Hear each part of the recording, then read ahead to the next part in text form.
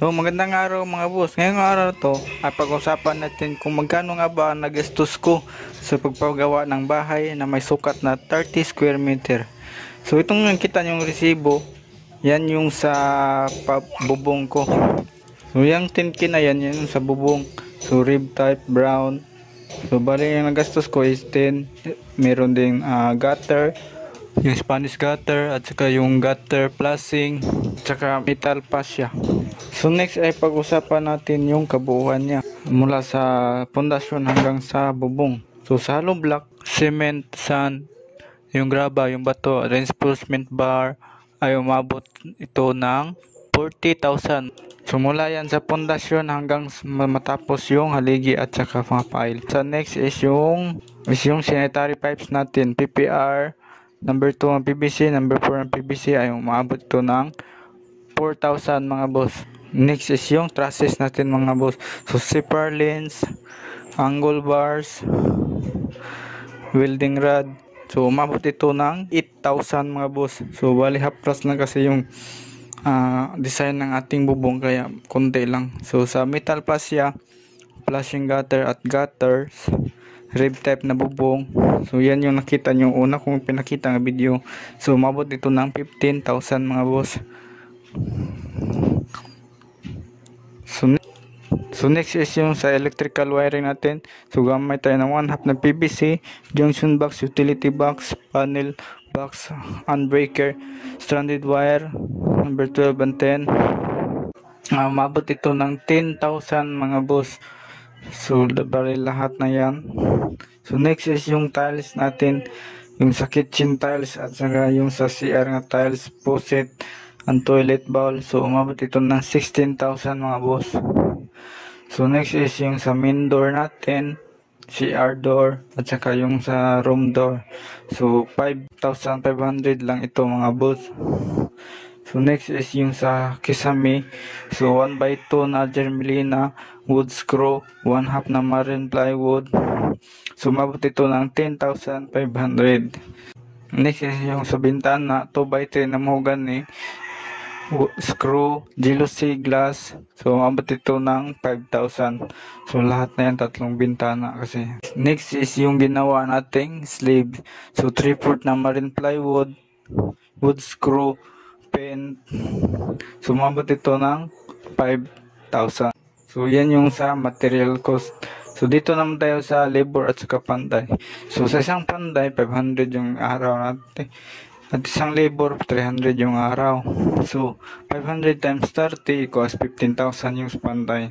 And 300 times 30 equals 9,000 yung nagastos natin sa labor. So, bali yung kabuuan nito ay 24,000 yung labor na cost natin. So, yan ang nagastos natin sa ating labor. At sa materialis naman so i-total natin yung lahat na banggit natin kanina ay total of 119,000. So yan yung sa material, lahat yung materials mga boss. So 119 mga boss. So next is i-view natin yung paggawa ng bahay mula sa umpisa mga boss. So mula sa paglalagay ng CSP at pagpupurma ng column, sanitary piping, yung PPR at saka yung numero 2 na PVC at saka yung numero 4 na PVC, pagtatrasis. So yan, paggawa ng steel trusses natin. So bali yung design ng ating bahay ay hapras lang mga boss, kaya madali lang gawin yung steel trusses natin. Ganyan.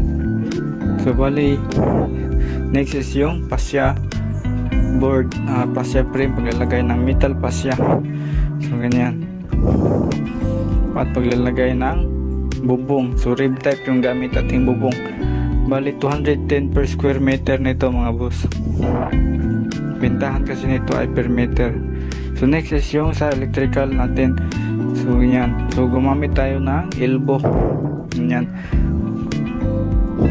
Ito mga boss niyan para madaling i-bend yung ano. So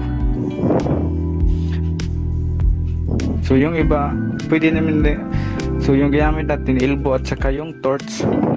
gumamit din ako ng torch para yung konti lang yung ibibend, ginagamitan ko lang ang torch.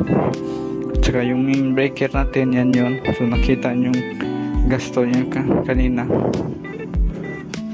At yung paglalagay ng mga outlet at mga switch, ang tamang pagtutap nito. Bali lahat ng video na dito mga boss is yung details nito ay nasa content ko mga boss.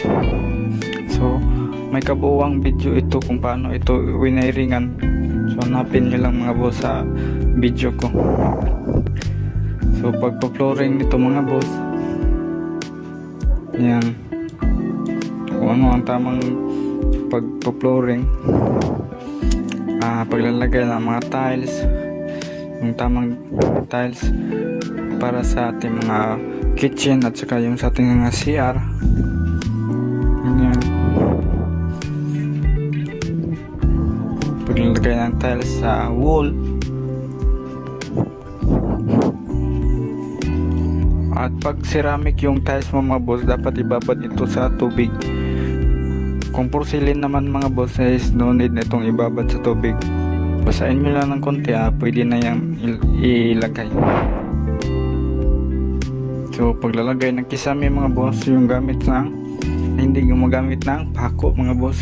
So gamit lang namin ay wood screw. Ganyan, paglalagay ng frame. Yung kahoy pala nang ginamit mga bosses, yung hugani. Yung germelina pala ito mga boss. Yan. So lahat ng paglalagay ng plywood ay ginagamitan din namin ng screw. So yan, paglalagay ng mga tiles. Yan, yung door natin. So dito naman tayo sa labas mga boss. So bali hindi pa nalalagyan ng finishing yung sa gawas. Sa labas hindi pa yan nalalagyan ng plastering. So yun yung kabuuan natin mga boss. So bali yung gastos ng bahay na yan is umabot na ng 119,000. So lahat na yan mga boss, kasali na yan lahat. So ito mga boss, napansin, so itong door sa loob mga boss, so ito hindi ito kahoy, simento to ginawa namin. So yung flooring natin ay floor mat pa lang. Yung tiles natin ay yung kitchen. So ito yung ating cabinet sa itaas mga boss, at ito yung ating CR. So ito lang yung nalagyan ng tiles mga boss. Yung sa living room at saka sa labas hindi pa yung nalagyan na. Bali yung dito sa kwarto mga bosses, hindi pa yung nalagyan ng pintura. Bali sa labas lang. So hanggang dito na lang muna mga boss. Maraming salamat sa panonood. Please like and subscribe this channel.